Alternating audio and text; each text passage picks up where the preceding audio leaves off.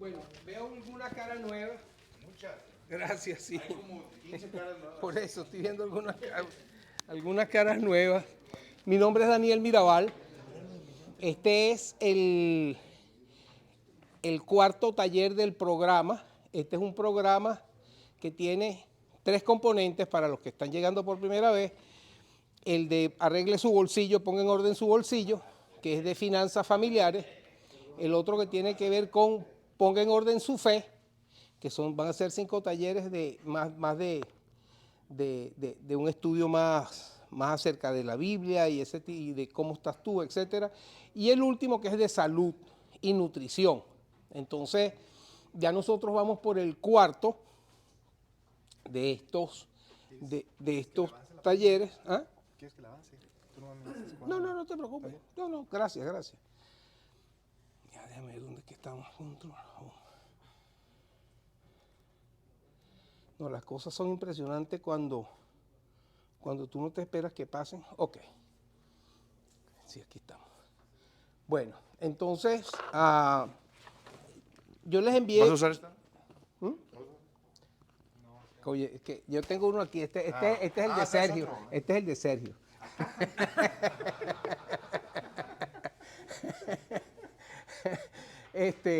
Entonces, todavía estoy aterrizando, disculpen, todavía estoy un poquito acelerado. Tardé más detenido en los semáforos que lo que tardé rodando. Porque lo que pasa es que no estoy tan lejos, vivo en Copel, entonces no fue tan lejos. Entonces, la vez pasada habíamos quedado con un material que yo les entregué para que lo revisaran. No sé si tuvieron tiempo de revisarlo. Levanten la mano los que revisaron la tarea de la vez pasada. Ok. Esa tarea la estaban revisando, pero yo todavía no les había explicado de qué se trataba. Este próximo módulo se trata del balance personal. La vez anterior habíamos visto el presupuesto familiar y habíamos venido avanzando justamente en algunas de estas ideas, ¿no? Entonces, la oración de apertura, ¿ya la dieron? Ok, gracias a Dios. En lo que tú te fuiste, alguien me hizo una pregunta sobre el ejercicio que habías mandado sobre su presupuesto. Sí. Había ciertas partidas que no estaban incluidas y él mandó algunos ejemplos. Sí. No, fíjense una cosa, esto es bastante básico, esto no es exhaustivo. Cada persona tiene su propia manera de llevar sus cuentas, tienen sus niveles de detalle. La idea de esto es que empecemos a trabajar en estos temas y que vayamos profundizando con el paso del tiempo. Entonces, realmente no fueron ni remotamente, no ha sido un trabajo tan detallado como podría ser, porque es muy minucioso y cada quien de paso tiene su propia manera de anotar sus cuentas, pues, ¿no? Pero esas dudas todas valen la pena. Ya ustedes ya se conocieron, no sé si ya tuvieron tiempo de darse la mano, pero siempre comenzamos con un saludo con nuestros compañeros. Y el taller lo podemos vivir como un prisionero. Los que llegaron por primera vez pueden estar aquí aburridísimos o lo pueden vivir como un turista que vinieron a dar una vueltica para ver qué es lo que está pasando aquí en el taller. O saboteadores, el saboteador de hoy definitivamente fue el maligno, pues yo no sé qué pasó con mi cable. Ese cable se lo llevó el maléfico, definitivamente. Las personas que se las saben todas. Hay personas que piensan que saben más que todo el mundo, entonces son los sofisticados, ¿no? Saben más que todo el mundo. Una persona que llega así no se abre a nuevas ideas, normalmente se queda en lo que tiene en la cabeza. Y después están los exploradores. Yo los invito a todos ustedes que sean exploradores. Para las personas que están entrando hoy, están entrando en el cuarto taller, queda uno solo del área de finanzas, va a ser de síntesis, pero la expectativa que yo tengo es que cuando empiece otra vez el ciclo, tengamos la posibilidad de aquellos que quieran verlo de nuevo, nosotros se los podamos dar, ¿sí? Entonces, siempre en toda experiencia hay cosas nuevas que uno se puede llevar. Entonces yo los invito a que estén bien abiertos a las nuevas experiencias y nuevamente, si ven que hay algo que no entienden, por favor me detienen y lo revisamos. Si tienen alguna sugerencia de algo que se debe añadir, lo podemos añadir. Cuando uno trabaja con grupos tan heterogéneos que uno no sabe exactamente cuál es el historial, ni cuál es su situación, ni qué problema tienen, pues es muy difícil que uno pueda satisfacer las necesidades de todo el mundo. Entonces siéntanse con la libertad de interrumpirme y de hacerme cualquier comentario, cualquier pregunta en el momento que lo tengan, porque después se nos olvida. Ok, entonces, comenzando, normalmente lo que hacemos es que primero revisamos algún pasaje de la Biblia que pueda tener algo que ver con el tema, y entonces aquí tenemos en Timoteo 5:8, porque si alguno no provee para los suyos, y especialmente para los de su casa, niega la fe y es peor que un incrédulo. Gran parte de este tema del presupuesto familiar tiene que ver con poder trabajar conjuntamente con la gente de tu familia y poder garantizar que las necesidades de todos puedan ser atendidas con esa visión. Entonces, gran parte del reto es eso, el estar comprometido con la atención de todas las personas de nuestra familia en lo que necesitan. Y ya yo a estas alturas del partido, yo tengo 2 nietos, tengo 4 hijos, y cada quien necesita cosas diferentes en diferentes momentos, y uno tiene que tener esa habilidad de poder estar a la orden de la necesidad. Algo hice aquí, no sé qué pasó. Déjame devolverme.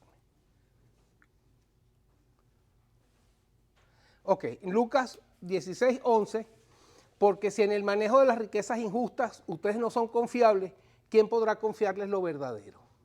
Y gran parte del tema que tenemos es la capacidad de ser administradores, unos administradores adecuados de los recursos que tenemos. Normalmente, las necesidades de hacer presupuestos y de planificar es porque no tenemos recursos suficientes como para no prestarle atención. La planificación es una disciplina que surge de la escasez, de la necesidad de optimizar los recursos que uno tiene. Entonces, parte del reto que nosotros tenemos es que esos recursos que tenemos los tenemos que administrar de una manera lo más adecuada posible, lo más asertiva y lo más justa posible. Y después, esta es otra dimensión que la vamos a estar trabajando entre hoy y la semana que viene, que tiene que ver con las riquezas que le queremos dejar a nuestros nietos. Dentro de los documentos que yo, en el documento que entregué la vez pasada, hay una lista de documentos que tenemos que saber dónde están. ¿Revisaron esa parte? Sí. Dentro de esos documentos está, por ejemplo, un testamento. Yo vengo de un país donde hablar de testamento y hablar del funeral y hablar de las tierritas, de la última tierrita, eso es como pavoso. Uno no quiere hablar de eso. Pero resulta que si tú no tomas las previsiones, si tú no defines bien una estructura para la distribución de tu herencia, eso se lo termina llevando el Estado y los abogados.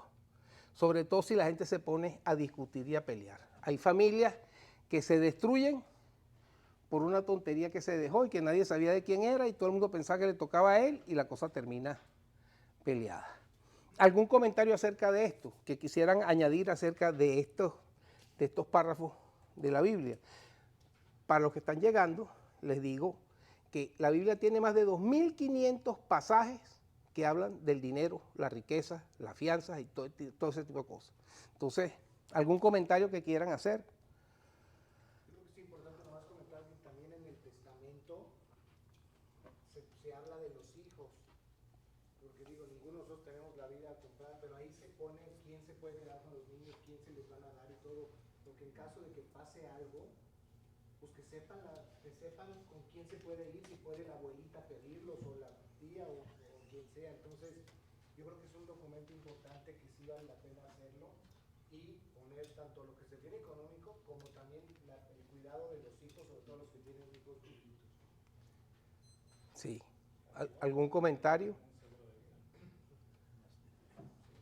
Ajá, sí, por favor. Me viene una pregunta, los que estamos aquí, por ejemplo, en cada país de cada uno de nosotros, pues hay ciertas leyes.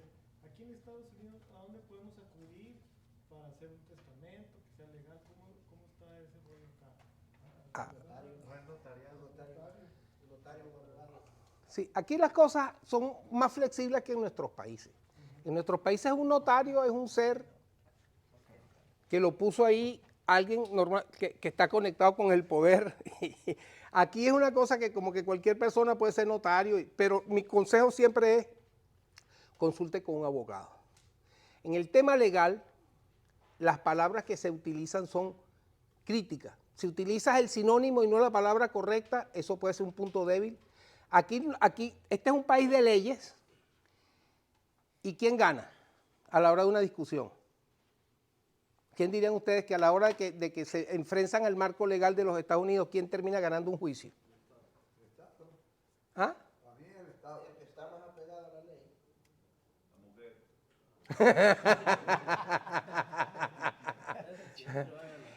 El que tiene el mejor abogado.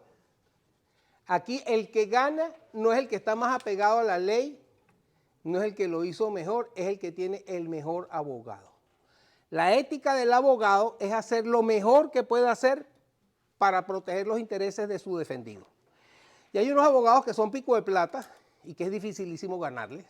Y hay otros con los que no hay forma ni manera. Entonces, parte del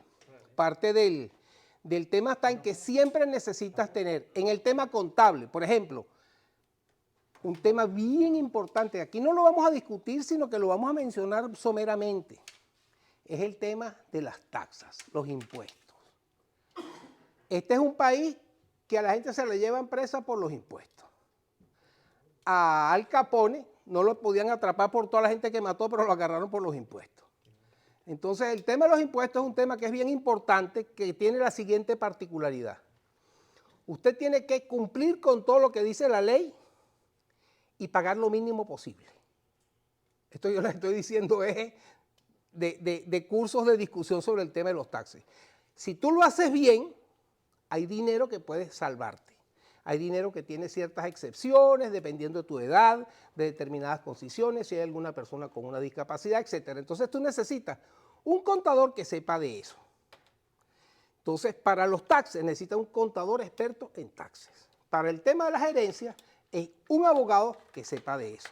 Porque dependiendo de cómo se redacta, queda mejor o peor. ¿Sí? ¿Alguna otra preguntita? ¿Les suena lógico lo que les estoy diciendo? Ok, ¿otro comentario? Bueno, ok. Entonces, esta es una frase que la vi hoy y me pareció poderosísima. Estamos viviendo unos momentos bien conflictivos, bien difíciles. Hay quienes están hablando de que la nueva normalidad, se supone que estamos en una situación de transición hacia algo normal, pero la nueva normal no tiene nada que ver con lo que había antes. El planeta, después del COVID y después de lo que ha estado pasando en estos últimos años, está avanzando hacia algo que nadie sabe exactamente para dónde va. Entonces, ¿cómo manejarnos en estas condiciones de mucha conflictividad? Fe para saber que podemos afrontar los problemas con alegría y con creatividad. La creatividad, ¿qué piensan ustedes que es la creatividad?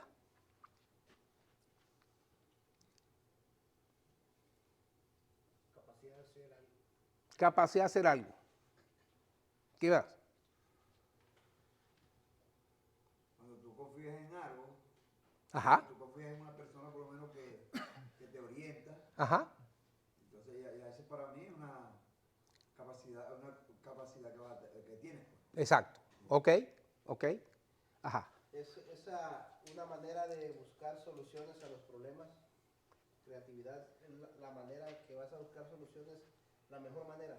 De explorar, Ingeniar para... explorar opciones. Sí. Si tú conoces una sola receta de cocinar pollo, ¿qué vas a comer? El pollo con esa recetica de todos los días. Otra vez pollo, no puede ser. Pero si tú tienes 10 maneras diferentes de hacer pollo, oye, a veces hasta te parece que sabe otra cosa. Entonces, gran parte de lo que estamos pasando es que los modelos de antes no necesariamente aplican ahora. Temas como la cadena de suministro.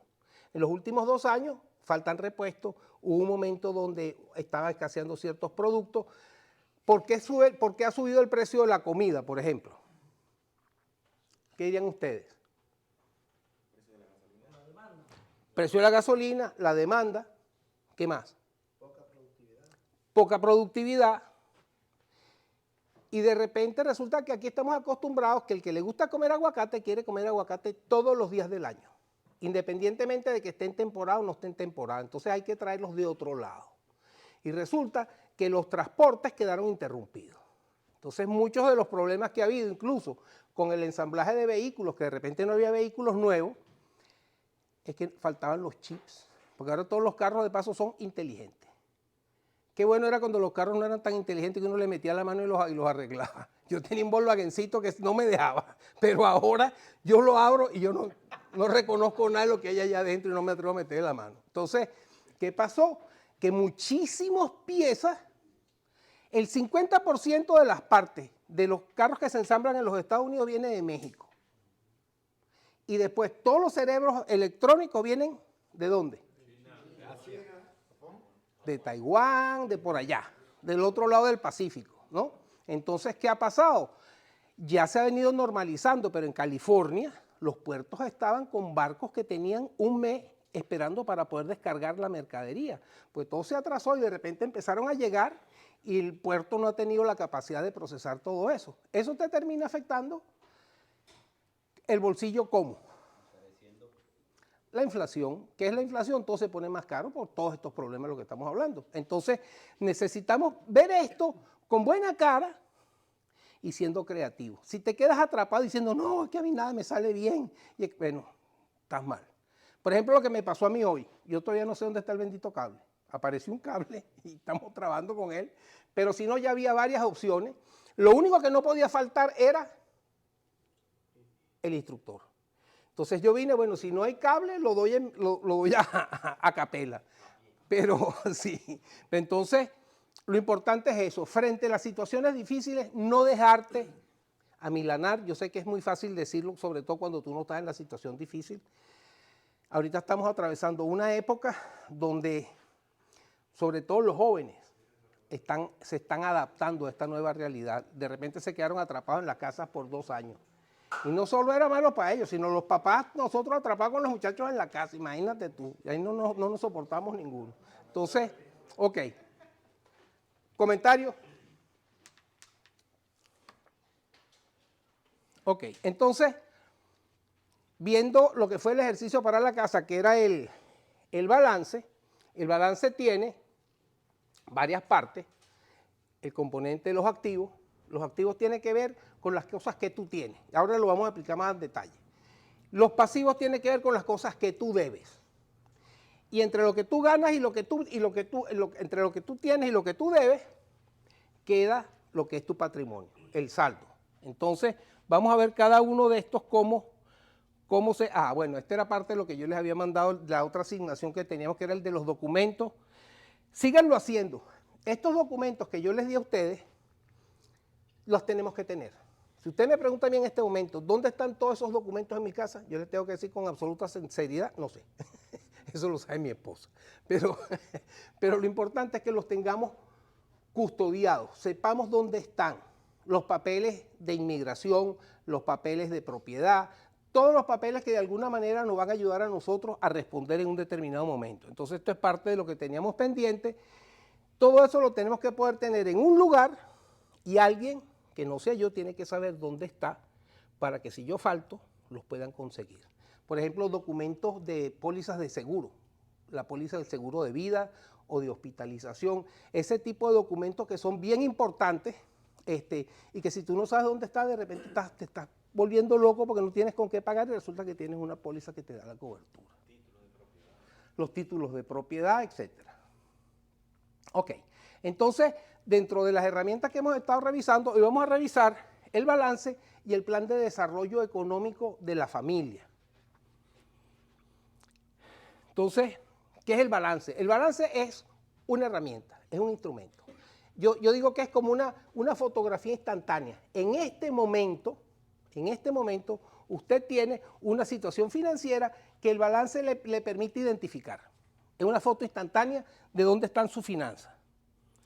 Entonces, ¿por qué es importante tenerlo? Porque te permite darte cuenta de los recursos que tienes, de dónde tú puedes de repente bajar algunas cuentas, de dónde puedes subir otras. ¿Quiénes de los que están aquí tienen un balance personal que se los ha hecho alguien? Levanten la mano los que tienen su balance personal. Ok, bueno, entonces les presento el balance personal. Esto, tú vas a pedir un crédito en un banco, vas a pedir una línea de crédito, te van a pedir un balance. Porque lo que quiere saber el banco es si puedes pagar. Y lo que le interesa es ver, no es tanto lo que tú tienes, sino cuánto tienes y cuánto debes para ver si me puedes pagar. Si me puedes pagar, te presto, si no, no te presto. Y si te presto, te cobro más caro porque eres más riesgo. ¿Sí? Entonces, oye, le paso la mano a algo aquí, no sé por qué. Ok, hay algo aquí que está sensible. Cambié esto de posición. Entonces lo que tienes es eso. Él te permite darte cuenta cuál es la situación actual de tu casa, de tu familia. Normalmente, cuando eres una pareja, tienes un balance consolidado. O sea, el balance de la pareja, pues son copropietarios de la casa, tienen unos ingresos compartidos, etcétera.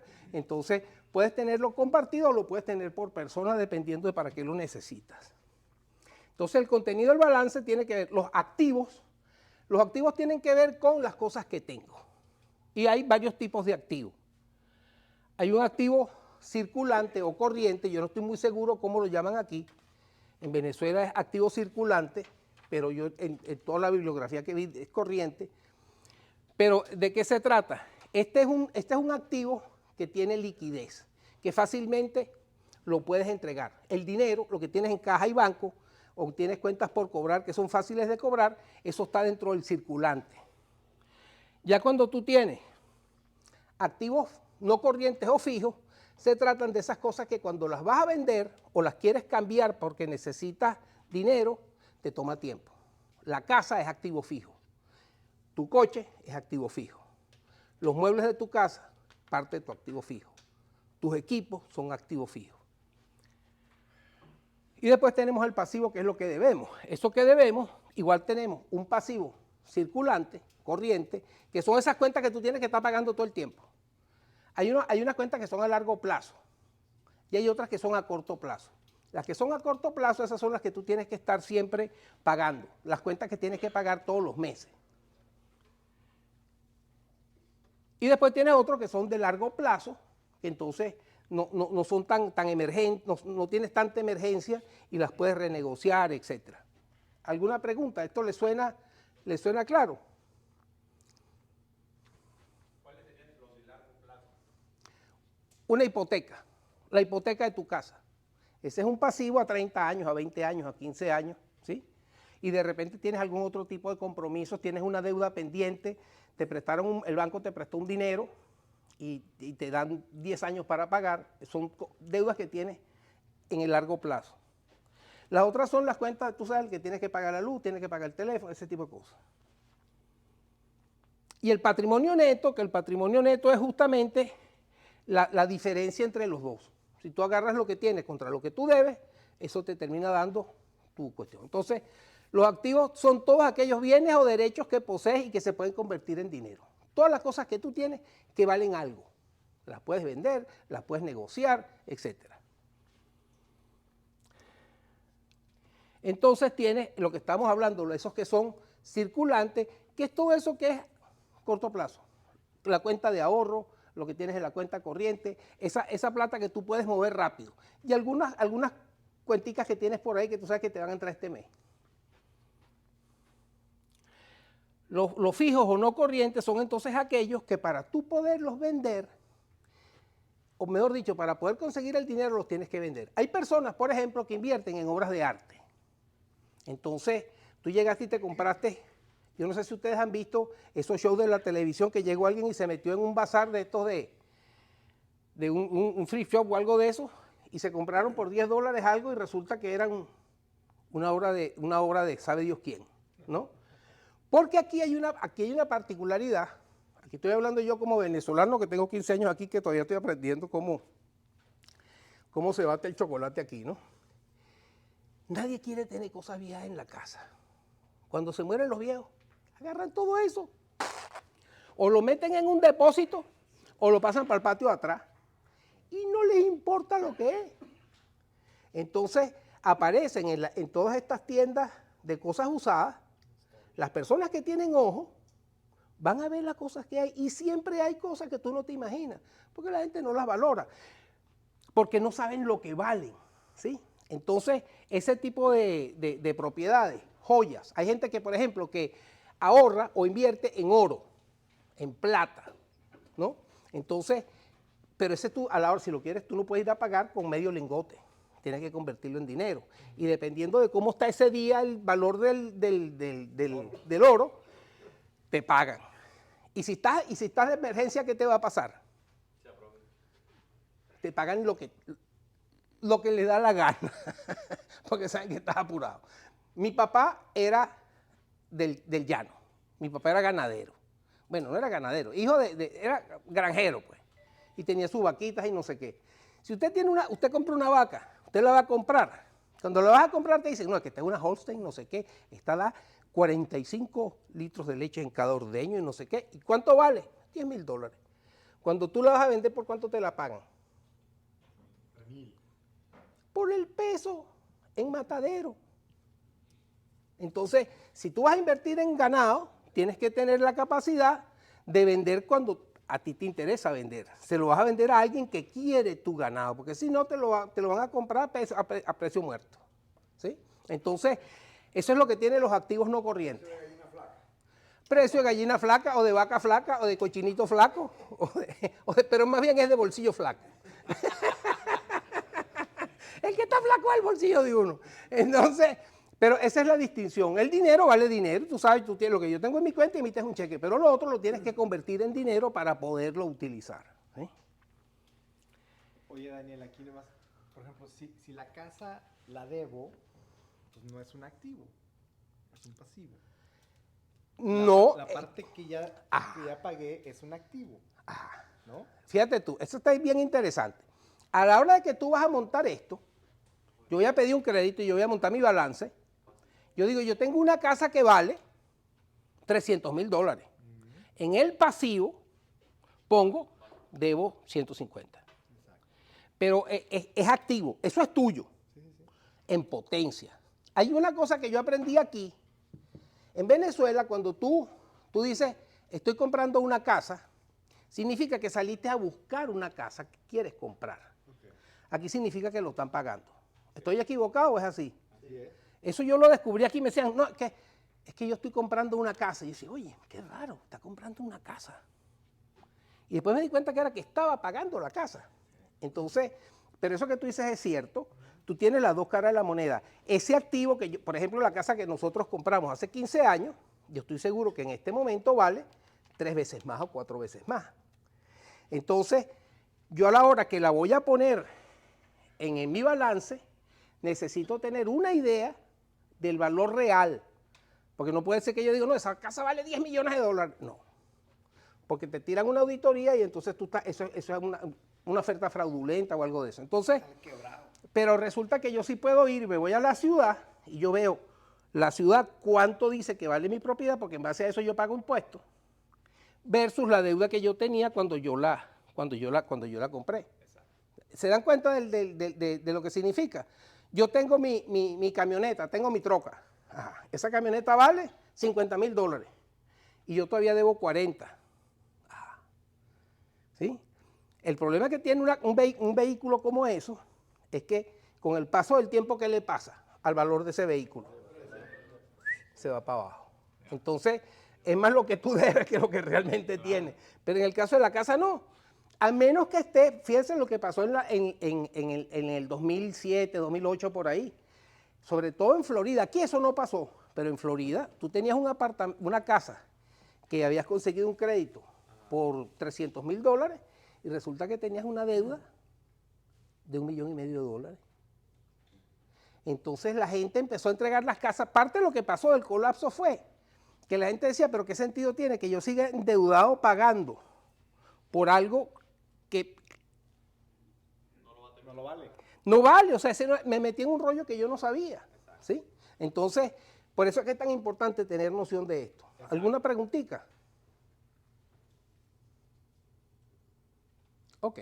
Si usted tiene, por ejemplo, un terreno, todas esas cosas que son tuyas, propiedades de usted, eso es parte del activo. Ok. ¿Alguna preguntita? ¿Tienen idea de sus activos? ¿Quieren hacer algún comentario? ¿Tienen alguna pregunta? Este es el momento de preguntar. No se sientan intimidados, porque aquí estamos para aprender, y yo cada vez que vengo siempre aprendo algo. Como les digo, yo todavía estoy aprendiendo hasta la manera en que se dicen las cosas. Entonces, si tienen alguna duda, ok. Hay otro tipo de activos que aquí no los tenemos necesariamente, pero que tiene que ver con esas inversiones en la bolsa de valores, etcétera. Todo eso es parte de lo que es tu activo, donde tú tienes tus recursos, tu dinero metido. Ajá. Por ejemplo, los fondos de retiro también es un activo. Exactamente. Lo que tú tienes invertido ahí es parte de tu activo, y además parte del activo también es el acuerdo que tú tienes con la empresa, de cuánto pone la empresa, etcétera. Eso es parte. ¿Y eso por qué es importante saberlo?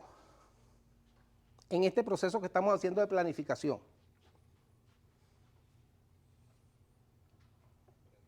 Yo les voy a hacer una pregunta antipática.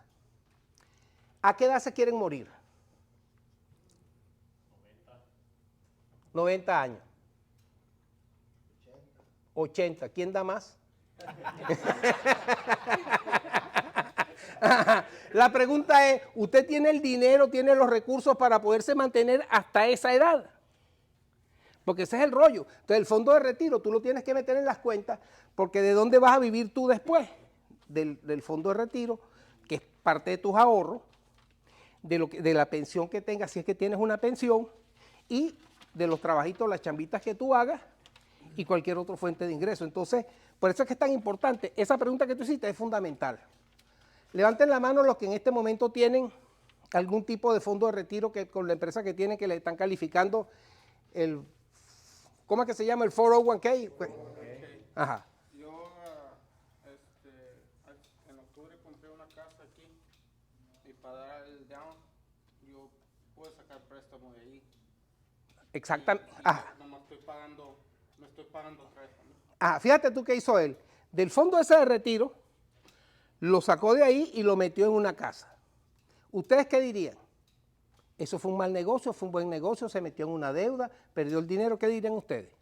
Buen negocio, ¿no? Es un buen negocio porque no paga intereses. No paga intereses y... No paga intereses, pero él no está pagando intereses, o sea que es un crédito muy blando, ¿sí? Y lo está metiendo en un bien que se está revalorizando mucho ahorita. Entonces, esas son ese tipo de cuentas que tú tienes que estar sacando, ¿sí? ¿Algún otro comentario, alguna otra preguntita?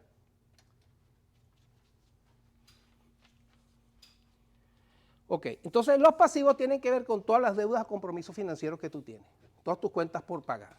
Y esas también pueden ser pasivos corrientes, que son esos compromisos que tú tienes todos los días. Las tarjetas de crédito, tú las tienes que pagar todos los meses y tienes por lo menos un mínimo que debes pagar. ¿Qué pasa si tú solo pagas el mínimo que te dice la tarjeta de crédito? No la terminas de pagar nunca porque te están acumulando, entonces tú tienes que pagar un poco más. Si no puedes pagar de una sola vez, un poquito más. ¿Qué pasa si tú no tienes deuda y tú no tienes una historia de deuda en los Estados Unidos? No existes. Entonces, tú para poder aspirar a un crédito de una casa tienes que tener un buen crédito. El crédito significa que tienes tus tarjetas, tus cuentas y las pagas al día. ¿Sí? Entonces, las tarjetas de crédito, préstamos personales, ese tipo de cosas. Y los pasivos no corrientes son las deudas a largo plazo, como las hipotecas, los préstamos de automóviles, y este es uno que le está afectando muchísimo a los jóvenes aquí en los Estados Unidos, las deudas estudiantiles. Los muchachos que se van a una buena universidad, lo que significa una buena universidad, salen con deudas de ¿cuánto?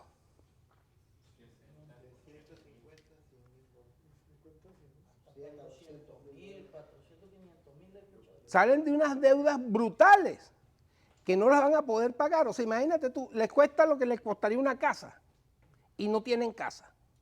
Entonces, parte del tema está en que mucho del trabajo que tenemos que hacer en estos procesos de planificación es tomar previsiones, cuántos hijos tienes, tú quieres que vayan a la universidad, ¿cómo vas a hacer para optar a esto?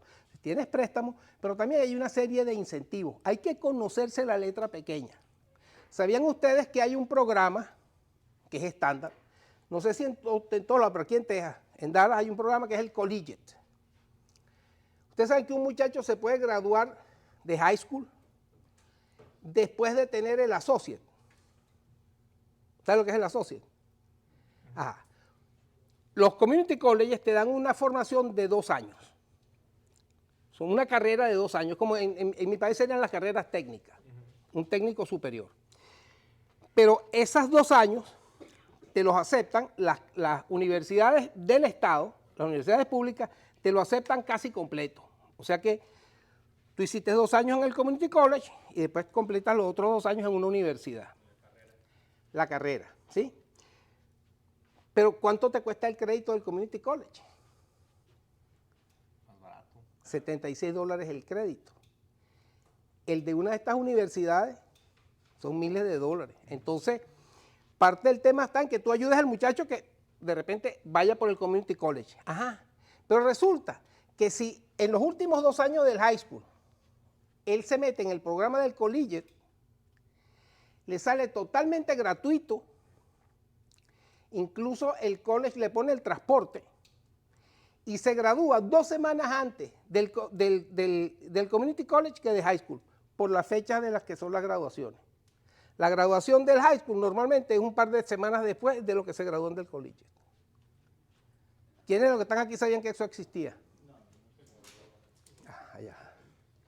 Eso es importantísimo, porque imagínate tú, si tú estás hablando de las finanzas de tu familia y tú tienes 4 muchachos, como es el caso mío, y tienes que ver cómo haces para pagarle los estudios a 4, bueno, una locura. Entonces, es parte de lo que hay que saber.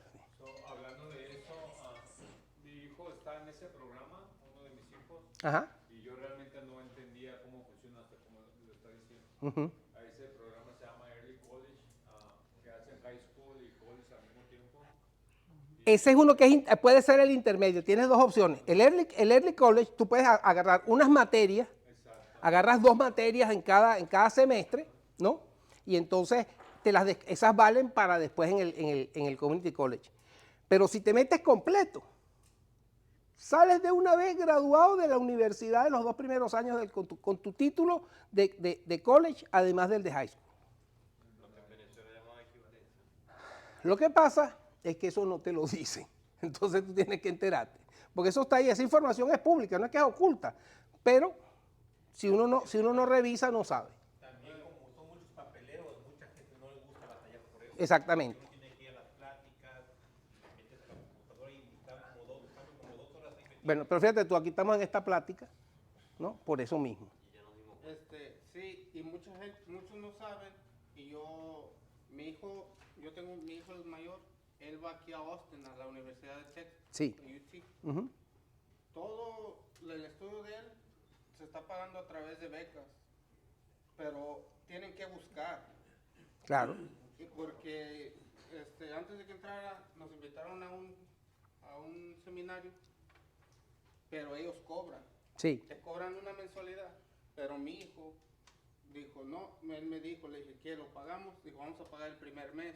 Pagamos el primer mes y él vio lo que estaban haciendo, le dicen un coach, Ajá. y él los va guiando a las becas. Ajá. Sí. Ya cuando mi hijo vio cómo le hizo, me dijo, ¿sabes qué? Ya cancela eso, ya sé cómo le voy a hacer.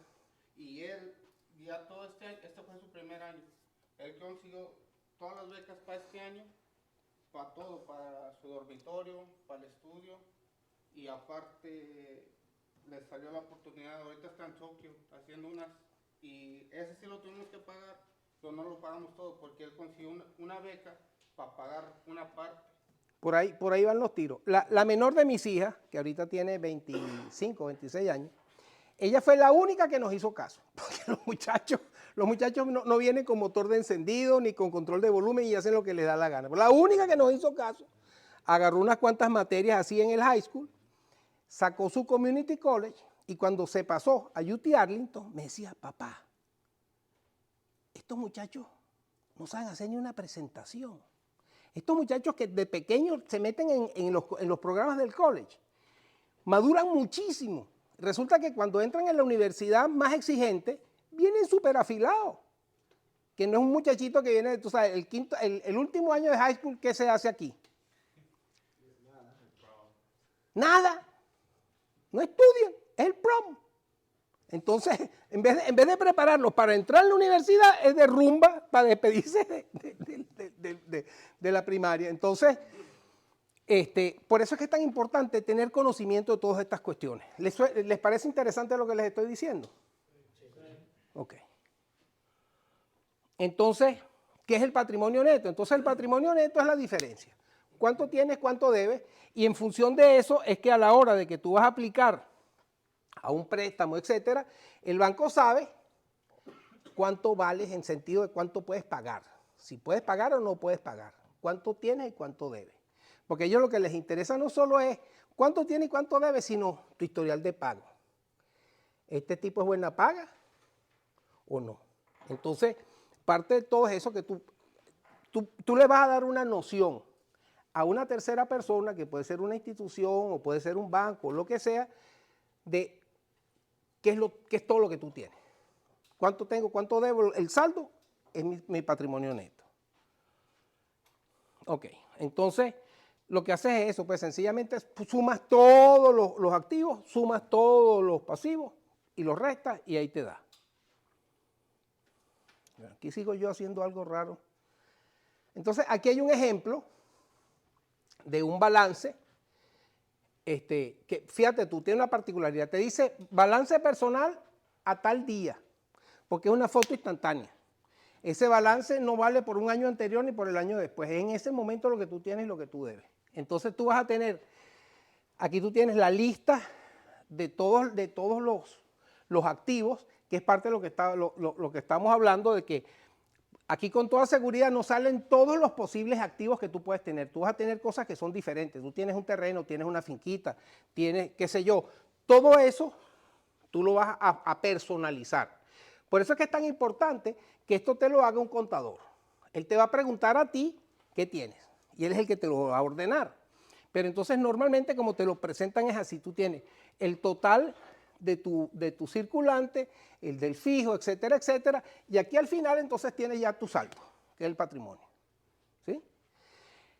Un formato como es el que yo les di para la tarea. La tarea es para que ustedes llenen eso. ¿Sí? ¿Preguntas? Ok. Entonces, el balance personal te permite, por una parte, mostrar tu solidez financiera. Eres una persona sólida a quien vale la pena prestarle, pero también tú sabes. Fíjate tú una cosa que me ha pasado cuando yo he hecho este programa. Mucha gente se sorprende de todo lo que tiene. Porque uno está acostumbrado a decir que es que estoy pasando mucho trabajo, estoy pelando y no sé qué, yo no tengo nada. De repente te das cuenta, ¿se acuerdan cuando revisamos la parábola de la viuda y el aceite? Ella lo único que tenía era un porroncito y un poquito de aceite. Y con eso pudo pagar todas sus deudas. Entonces parte del tema está en que tú tienes que saber de todo lo que tú dispones. Yo sí me sorprendí de que no tengo nada. Esas cosas pasan, esas cosas también pasan.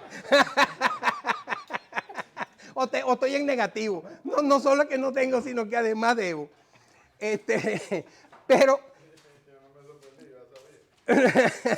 Pero el balance te permite ver cómo vas. Tú haces tu corte de cuenta hoy, haces el corte de cuenta final de año y tú te das cuenta cómo estás avanzando.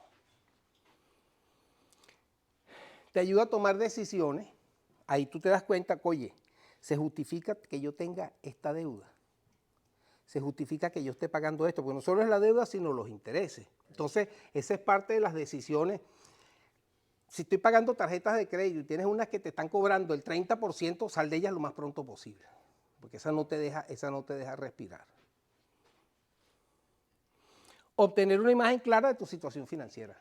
Y les digo que, mira, de verdad que la gente que nunca ha tenido un balance personal se sorprende de todo lo que tiene, porque es difícil también de ponerle, o sea, ¿cuánto vale todos los muebles que ustedes tienen en su casa?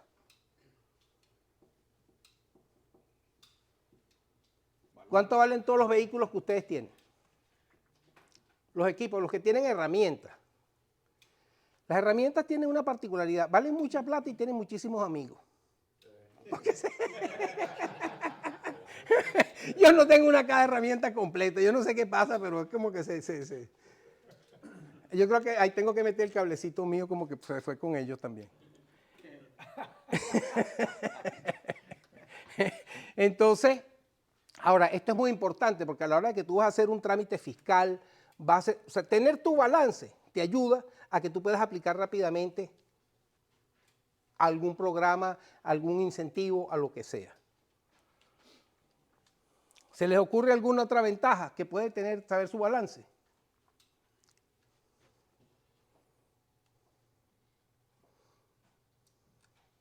Pagar a tiempo siempre las tarjetas o lo que deba uno. Ajá. Darte cuenta de esos compromisos que tiene. También de repente que se me ocurre ahorita que puede servir para tranquilizar a la fiera. No, pues no estoy tan mal, mira cómo estamos. Ajá. Ajá. Me pasó en vida, recién casado. Uno batalla al principio y me acuerdo muy bien que sí llevaba mi balance. Y tengo esto poquito y tengo esta deuda. Soy negativo. Soy joven, voy a echarle ganas, etc. Pero eso me ayudó a comenzar a comprar un seguro de vida. Porque no voy a dejar a mi mujer que está embarazada y que vaya a encontrar lo poquito que tengo y le dejen sin nada. Eso me ayudó, el balance. Y cosas que tengo que comprar un seguro de vida. Entregado por lo menos $50,000, $100,000 de que si me pasa algo ahorita, vienen a la señora y le dan eso. Eso me ayudó mucho para tener eso de joven que me arriesgué mucho pensando que nunca voy a morir. Sí. Pero tengo la obligación de mantener a mi familia, no estoy. El seguro de vida es muy importante y eso ayuda. Sí, no, y por ejemplo, si en algún momento tienen la idea de tener un pequeño negocio, tener el balance es importante porque a la hora que tú vas a hablar con un banco, lo que sea, tienes que demostrar que tú eres una persona confiable a quien vale la pena prestarle algo.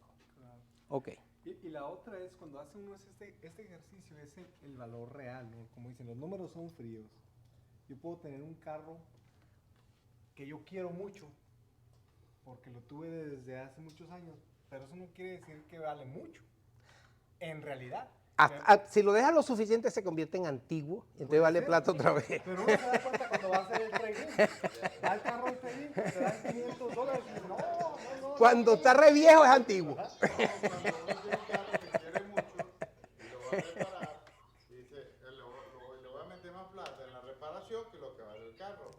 O le voy a meter, como me pasó a mí, le metí en una tapicería como $800, la camioneta me vale exactamente lo mismo. $2,500. Entonces es el valor real, no el sentimental. Sí, pues. exacto. Sí. No, entonces tú dices, oye, pero está paradita la camioneta. Entonces, ok. Entonces, fíjate, es importante que cada cierto tiempo lo actualices para ver por dónde estás, para ir monitoreando, saber utilizarlo, pues, ¿no? Yo creo que ahí parte del tema es ese, para ayudarte a planificar tu futuro. Nosotros vamos a estar haciendo unos ejercicios de planificación y de la parte de portafolio de inversiones, etcétera, que esto va a ser de mucha utilidad. Lo mismo que el ejercicio que hicieron del presupuesto es parte de este proceso de planificación. Hemos estado desarrollando unas cosas por separado que después van a conducir a una propuesta general de planificación. Bueno, ok. ¿Alguna pregunta, alguna cosa adicional? Yo tengo una aportación.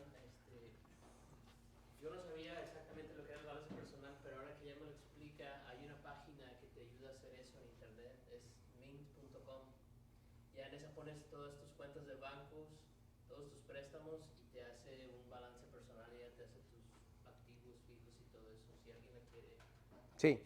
No, cada vez más, ya la contabilidad, etcétera, tú tienes unas herramientas que te lo ayudan a manejar. El problema está en que si tú la manejas con el desconocimiento que normalmente uno tiene, la puedes estar utilizando mal, ¿no? O sea, yo creo que siempre es bueno tener un contador por ahí. Uno necesita un contador, un médico y un abogado, forty, cualquier cosa, porque tú no sabes cuándo lo vas a necesitar, ¿no? Sí, y bueno, y los mecánicos, pero eso sí es verdad. No hay mecánico amigo. Cuando tú crees que es amigo es cuando te viene el espuelazo. Cuando ya es de confianza, ay, ya está listo, ya tú estás confiado, ya te dio. Ok, ¿algún otro comentario? Yo creo que hay que cuidar también del de créditos que se saquen. Hay muchas financieras que les ofrecen el crédito, sobre todo a los que no tienen crédito y todo eso. Y sí, te lo dan muy rápido y todo, pero los intereses son altísimos. Muy altos. Altísimos. Entonces, Muy altos. tengan mucho cuidado con esas, Snap y todas estas que se anuncian en todas las tiendas. Los sobres que llegan a la casa con rápido, que un crédito son súper altos. Te dan 100 días para pagarlo. Y si, si lo pagas en 100 días, está bien, no te cobran interés. Pero si te pasas un día, son intereses de más del 100% al año. Entonces, pero la gente no lo sabe. Entonces, es preferible que si quieren comprar algo, ahorren primero y luego lo paguen ahí, a meterse en una cosa de estas, porque les puede salir en 4 o 5 veces el valor, ¿no? Bueno, ok. Aquí. Es una preguntita, por ejemplo, si ahorita tengo así, por ejemplo, $5,000 y los quiero invertir, ¿en qué los puedo invertir donde me deje? Más rendimiento. Sí. Fíjate tú. Lo primero que sucede es que ninguno de nosotros tiene una bola de cristal que te predice el futuro. Lo único que sabemos es que si la inversión es potencialmente más rentable, normalmente el riesgo es más alto. O sea, si ti te dicen, no, esta inversión te garantiza a ti un 20% anual. Cuidadito, porque mientras mayor es la rentabilidad esperada, el riesgo siempre es mayor, la cobertura, etcétera, la protección es menor, ¿no? Entonces, $5,000 es una cantidad de dinero interesante. Ha pasado algo en estos últimos 2 o 3 años del tema del COVID, que los millennials, que de repente les cayeron unos chequecitos que no los tenían esperados, que le cayeron $1,400, $2,800, empezaron a jugar la bolsa de valores. Y hay unos que les fue muy bien y hay otros que no les ha ido tan bien. Entonces, siempre es bueno que hagas esa pregunta a alguien que te sepa responder. Nunca le preguntes de eso a un tipo que está quebrado, ese no es. Ese es amigo tuyo, este es tu compadre querido, ¿verdad? Ese no sabe de eso. Ese no sabe de eso. Pregúntale a alguien que sepa. Y cada caso es cada caso. Por ejemplo, en este momento, te estoy diciendo lo que me han dicho algunas personas que están haciendo inversiones, que este es un momento que no es muy bueno, por ejemplo, para comprar casas, porque este es un momento de vendedores, porque están carísimas. Pero hay buenas oportunidades, por ejemplo, para comprar terrenos. ¿Sí? Hay que ver, tienes que asesorarte con gente que esté familiarizado con el sector en el que tú estás. Antes en la bolsa de valores, tú para poder invertir en la bolsa de valores tenías que ir con un broker, con un tipo que él cobraba por la transacción. Ganaras o perdieras, él cobraba. Pero él se preocupaba de que la mayor parte del tiempo ganaras, porque él también sigue ganando. Entonces, hoy en día, los muchachos, tú con el teléfono, tú tienes unos apps que tú llegues, y te metiste a meter plata en la bolsa de valores, y eso, si tú no sabes de eso, pues muy probablemente pierdes plata. Porque siempre necesitas tener información. Y el tema está en que la data, el que tú tengas esa data cruda por ahí, que están esos números, no significa que tú entiendes lo que está pasando. Tienes que estar con alguien que lo puede interpretar y te puede decir, mira, no te metas en ese negocio ahorita. No te metas en eso. Aguántate 3 meses. O cosas así por el estilo. Entonces, $5,000 es una cifra interesante que si haces una buena inversión, te puede empezar, porque hay una cosa que es tú empiezas a jugar con el interés acumulado. Porque entonces tú esa plata genera unos intereses y sobre esos intereses te vas generando más. O sea, es una bola de nieve, pero tienes que hacerlo siempre con alguien que te sepa orientar. Y sobre todo que te sepa también decir cuándo salirte.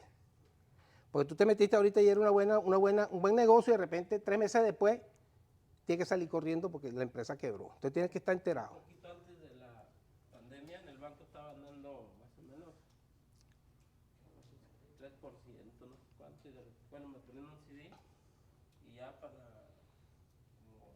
que por 8 meses, en esos 8 meses se bajó a 0.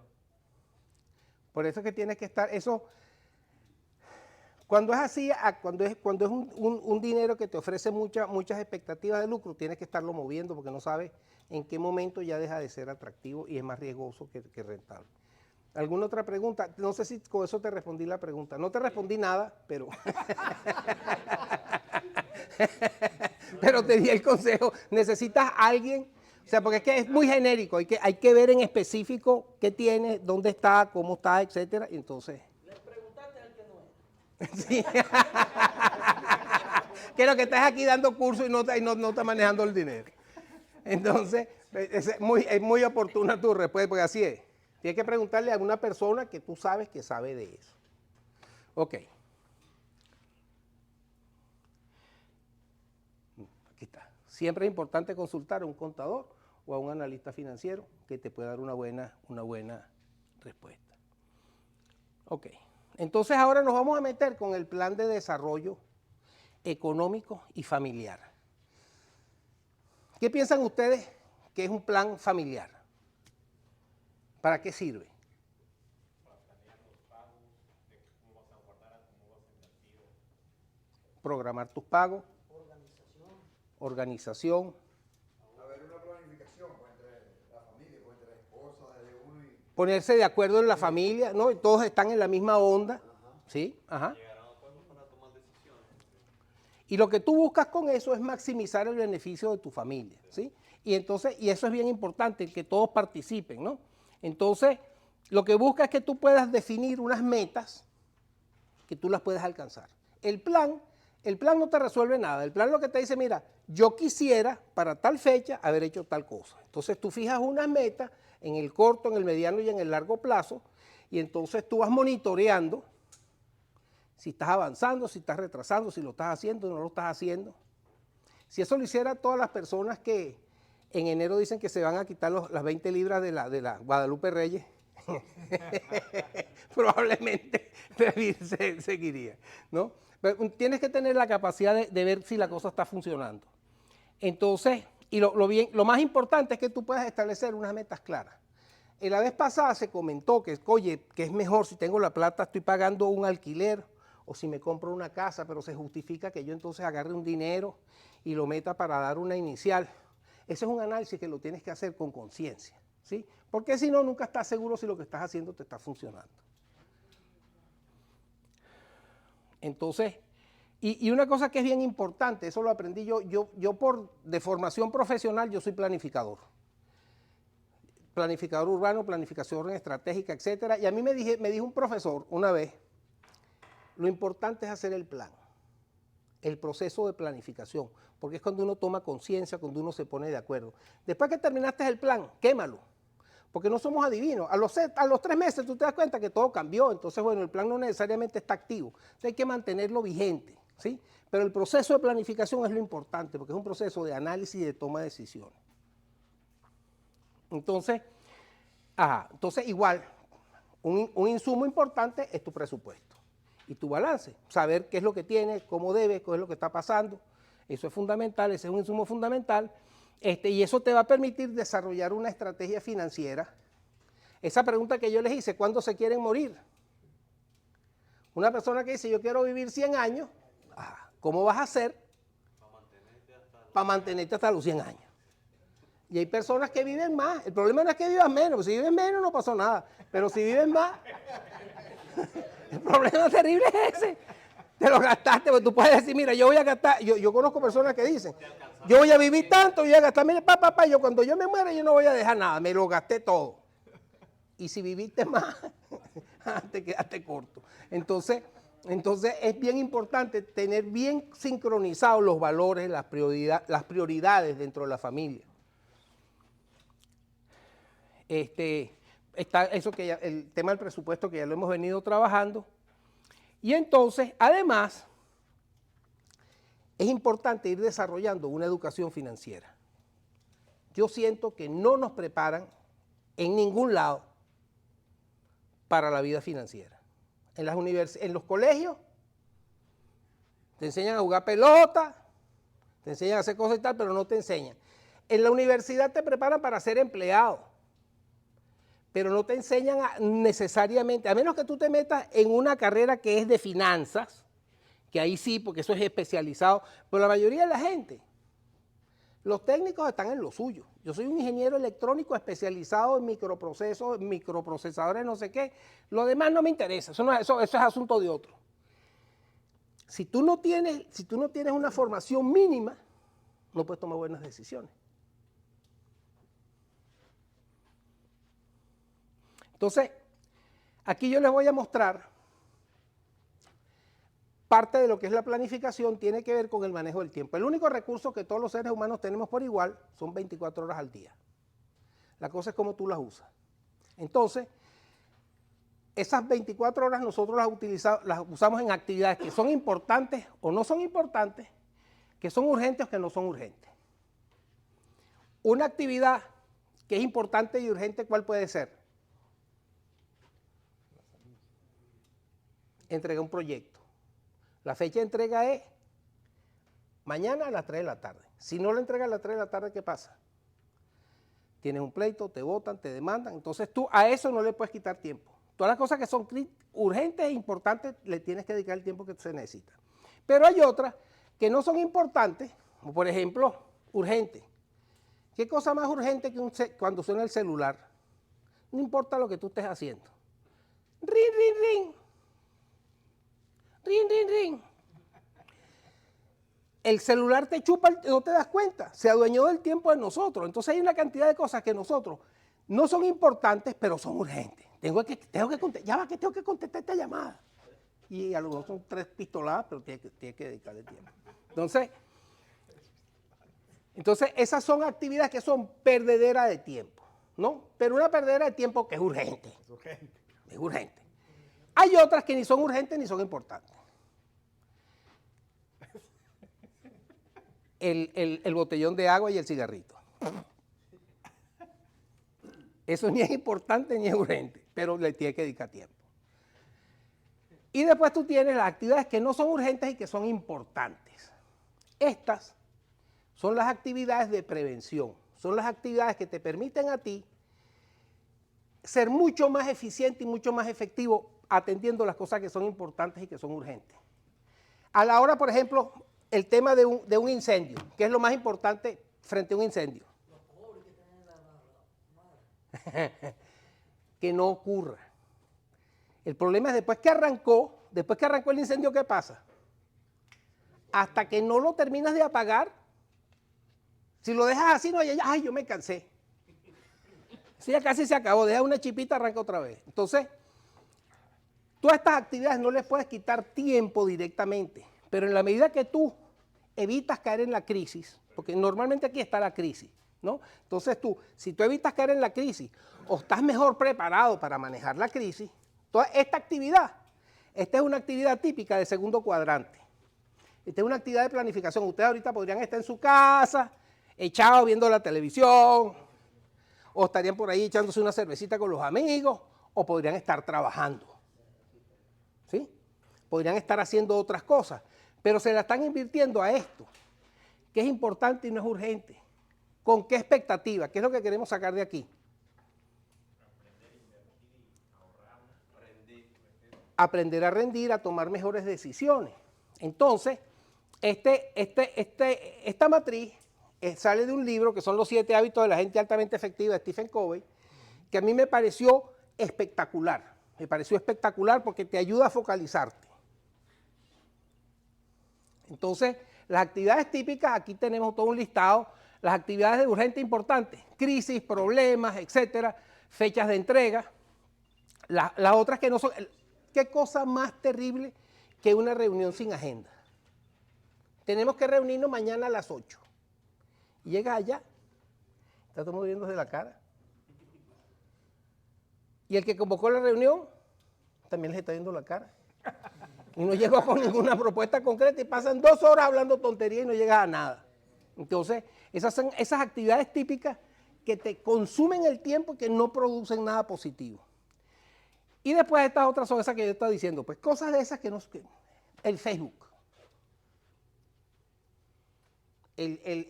Ahora de paso hay tantas cosas, TikTok. O sea, a cada rato te sacan un robador de tiempo nuevo. Ok. Entonces, Ok, perfecto. Entonces, parte del proceso de planificación tiene el que vamos a estar haciendo y la tarea que yo les voy a poner va a tener varias etapas. La primera es una evaluación de la situación actual. Eso ya lo hemos estado haciendo. ¿Dónde está nuestro dinero? ¿Qué está pasando? Pero también tenemos que incorporar cosas de la familia que queremos trabajar que no necesariamente las estamos tocando aquí porque nada más hemos estado en cuestiones de tipo financiero. Después está fijar metas y prioridades. Las metas hay que fijarlas a corto, mediano y largo plazo. El largo plazo, antes, uno hablaba de largo plazo, era 10 años. Mediano plazo eran 2 años, corto plazo era 1 año. Ahora corto plazo es ayer, mediano plazo es pasado mañana y el largo plazo es el mes que viene. Porque todo está pasando demasiado rápido. La velocidad a la que están pasando los cambios son tan acelerados que ya tú te descuidas. Y, oye, ¿qué pasó? A mí con el COVID se lo digo, cada vez que digo, no, porque eso pasó, ¿cuándo fue? Hace 2 años, hace 3 años. Me quedé con un blanco. Yo no sé qué pasó en ese tiempo, nos quedamos congelados. Entonces, tenemos que tener la capacidad de fijar unas metas realistas para un tiempo que se pueda cumplir. Yo creo que el corto plazo debe ser 1 a 3 meses, el mediano plazo 6 meses, 1 año, y el largo plazo de 2 a 5 años. Yo particularmente, por mi deformación profesional, siempre tengo unas metas a 10 años. O sea, yo digo, bueno, cuando yo llegue a 10 años, tengo que estar haciendo ejercicio. O sea, hay ciertas cosas mías personales que las tengo que tener funcionando para saber que estoy en curso, ¿no? Pero hay otras, pero para llegar allá tienes que hacer las que son cortos. Si no haces el corto plazo, no llegas al largo plazo. Entonces tienes que tener algo que esté ensamblado. Stephen Covey, él te habla de la planificación semanal, de la planificación mensual y de la planificación trimestral. La semana es la que te permite a ti operacionalizar las cosas. Si tú no lo metes en la semana, lo dejas para después, no pasó nada. Te consigues con un buen amigo. Oye, qué bueno, a ver cuándo nos reunimos otra vez. ¿Cuándo se vuelven a reunir? Jamás. Más nunca, si tú no le pones esa fecha no pasa nada. Entonces, ok, entonces el siguiente, el presupuesto. Ya hemos estado trabajando en el presupuesto, tenemos que hacer un presupuesto que sea realista, pero que sea retador, que nos obligue a apretarnos el cinturón, etc. Después tenemos gestión de deudas y ahorro. El tema del ahorro es algo que yo lo he insistido bastante porque yo siento que en el mundo de hoy la gente no ahorra. Hay demasiadas, te venden demasiadas cosas. Acá rato te sale un televisor más bonito que el otro, una troca más grande, un cachivache más lujoso que el otro. Y eso es botar los reales, porque a la hora que tú lo vas a vender no valen nada. Entonces, tú tienes que poder ahorrar, por lo menos tener para aguantar 6 meses, 3 meses, 1 año sin trabajo, porque tú no sabes qué puede pasar. Entonces, el tema de los ahorros es fundamental y el manejo de las deudas, cómo las proceso. Entonces, hay una palabra que a mí me gusta, en chino, hay un término que es weiji, que weiji está hecho por dos vocablos, 2 ideogramas, que dice, uno, el wei significa peligro y el yi significa oportunidad. Cada vez que hay una situación crítica, ¿quiénes le sacan provecho? El oportunista. Y uno dice el oportunista como una cosa mala. El oportunista es uno que está pila. Vio la oportunidad y montó el negocio. Y hay otro que está, el que se queda paralizado en el peligro, no va para ningún lado. Tú tienes que tener esa capacidad de balancear, conocer el peligro y a fijar una posición proactiva que te permite identificar las oportunidades. Eso que llaman suerte es oportunidad y está preparado para aprovecharla. Si no la aprovechas, se te fue. Y entonces, una de las cosas de diagnóstico interno, me voy a tomar 10 minuticos más porque empecé un poco tarde, pero yo creo que esto siempre te lo piden. El análisis FODA, fortalezas y debilidades, oportunidades y amenazas. Las fortalezas y las debilidades son internas. Si yo soy una persona que tengo estudio, si soy una persona que conozco, tengo una carrera, tengo un trabajo, esas son fortalezas. ¿Cuáles son las debilidades? Cosas que yo controlo, pero en las que estoy fallando. No sé inglés y estoy en los Estados Unidos. Eso es una debilidad, ¿sí?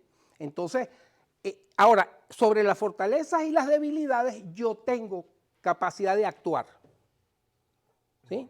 Oye, estoy gordito. Ajá, eso, eso no es culpa de nadie, eso es culpa tuya. Si tú no controlas el pico y no haces ejercicio, está mal. Entonces, la debilidad la controlas tú con decisiones y la fortaleza también. Ahora, ¿qué es lo importante? La fortaleza, si tú las conoces, el caso de la viuda, a mí me gustó mucho por eso.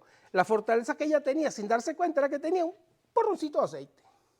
Su debilidad era que tenía una deuda y una amenaza tremenda que era que a los hijos se los iba a llevar el prestamista, ¿no? Entonces, las debilidades y las fortalezas están dentro de mí y yo las controlo. Puedo ejercer control sobre ellas. Las amenazas y las oportunidades yo no las controlo. La amenaza de un tornado, yo no la controlo. Un terremoto, yo no lo controlo. Una crisis económica, yo no la controlo. La guerra en Ucrania, yo no tengo ningún control sobre eso. Y las oportunidades son esas cuestiones, esos golpes de suerte, que de repente salió una nueva política y entonces hay un incentivo para tal cosa. El que está preparado le saca provecho, el que no se pone las pilas se queda afuera. Entonces, las amenazas y las oportunidades están afuera, están en el entorno. Normalmente son económicas, sociales, políticas, económicas, etc. Entonces, ¿qué es lo que tienes que hacer tú? Sobre las que tú tienes control, tomar conciencia de tus debilidades y enfrentarlas. Si tú te vas a quedar toda la vida que es que, no, es que yo soy así porque es que mi papá me pegaba cuando yo estaba chiquito. Te fregaste porque a estas alturas del partido vas a seguir con eso y hay gente que no sale de ahí. Y la fortaleza, oye, yo soy bueno en esto, ¿cómo le saco provecho a esto? Yo tengo unas disciplinas que a lo mejor alguien no tiene. Fíjense ustedes una cosa, ustedes no hablan inglés, necesariamente, muchos de ustedes sí, pero ¿qué hablan todos? Español. Entonces el español es una ventaja, es una fortaleza para donde se necesita una persona bilingüe. Entonces, cosas que tú las das por descontado. El solo hecho de que tú seas bilingüe ya es una fortaleza que tú tienes para sacarle provecho a estar en Texas trabajando. Frente a las amenazas puedes tomar previsiones. Si tú vives en una zona de muchos tornados, ¿qué previsiones puedes tomar? Comprar un seguro. ¿Qué más? Hacer un refugio. ¿Sí? Entonces, a mí me sorprende que en Venezuela todas las casas son de bloque y concreto. Aquí todas son de palito y papelito y 6 zonas de tornado. A mí todavía me cuesta entenderlo, pero es así. Entonces, ¿ah? Sí, o sea, aquí deberías tener, sobre todo en una zona de que estás en la costa o en una zona de tornado, deberías tener casas antitornado. Pero no, entonces, si tú no las tienes, puedes hacer un refugio o el tema de los seguros, magnífico, esa es una respuesta perfecta. Tú no tienes control sobre eso, bueno, el seguro te protege. Y frente a la oportunidad, estar preparado para aprovecharla. Tú sabes que va a venir algo nuevo, de repente te tienes que capacitar, te tienes que preparar y tienes que ver cómo te montas en eso. ¿Sí? Preguntas, comentarios. Yo tenía unas herramientas que les quería dar, pero las voy a dejar para la próxima, que tiene que ver justamente para trabajar con estos temas, para manejar complejidades. Lo que está pasando ahorita es que tenemos que aprender a manejar mucha complejidad rápidamente. Y ahorita están saliendo unas herramientas que a uno le suenan como ajenas, te suenan como extraterrestres y cada vez son más sencillas. Ahorita está, por ejemplo, el tema de la inteligencia artificial. La inteligencia artificial está hecha a prueba de gente que no sabe de computación. Si tú sabes usar un teléfono y tú sabes mandar un mensaje de texto en tu idioma, le agarras a la inteligencia artificial y le preguntas cuál es el riesgo que hay de que yo haga tal cosa. Eso no significa que tiene la razón, significa que tienes una fuente de información con la que puedes contar. Entonces, ahorita hay muchas oportunidades que te ofrece la tecnología, pero también te ofrece amenazas. Hay personas que piensan que con la inteligencia artificial Terminator viene por ahí, ¿no? Entonces hay que ver cómo tú te mueves en ese entorno, porque es que no hay almuerzo gratis. Una cosa que yo sí aprendí aquí es que no hay almuerzo gratis. Si tú quieres tener beneficios, tienes que asumir los costos y tienes que asumir los riesgos. Y es el tema ese de dónde invierto. Entonces, la idea es que tú tengas la posibilidad de tomar buenas decisiones. ¿sí? Entonces, la semana que viene vamos a seguir con eso. Yo les voy a dejar aquí la tarea de hoy. Es un formato para empezar a trabajar en el plan, ¿sí? Entonces, son 2 paginitas con 10 preguntas. Y entonces ya, por ejemplo, incluso ya ahí está la fortaleza, oportunidad, amenaza, que para que ustedes las vayan revisando. Aquí tiene. Pero entonces esto nos va a permitir irnos metiendo en el plan y lo vamos a discutir la semana que viene y lo vamos a discutir en equipo para aprender de lo que piensan nuestros compañeros, porque esa es una de las cosas más importantes. Aquí somos todos colegas, estamos en una oportunidad de aprender unos de otros. Entonces, vamos a darnos el chance de revisar el ejercicio y venir con bastantes dudas, con bastantes preguntas. Las dudas no son para que no hagan nada, sino para que hagan buenas preguntas. ¿Tendrán de la clase anterior? Yo tengo por ahí de todos, tengo el que necesite de los anteriores, por ahí tengo.